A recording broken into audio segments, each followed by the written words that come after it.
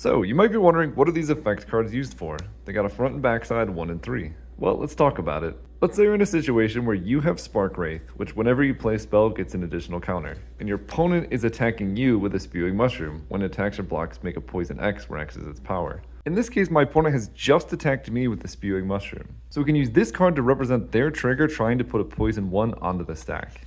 This allows us to track this position in the stack as we interact.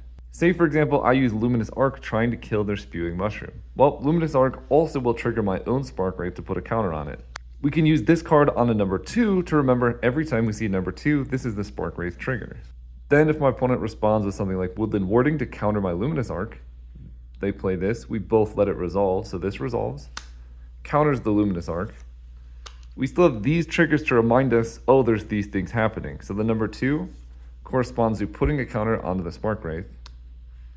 And I could still respond to the number 1 on the Spewing Mushroom. Say I then want to cast a Wildfire targeting Spewing Mushroom. Well, we can then again use number 2 to track this on the stack. If both players pass, I'll get another counter on my Spark Wraith. Then the Wildfire will resolve, killing the Spewing Mushroom. And we still have this here to remind us that my opponent should get a poison from the Spewing Mushroom effect. They can then play that poison targeting my Spark Wraith, putting it down to 1.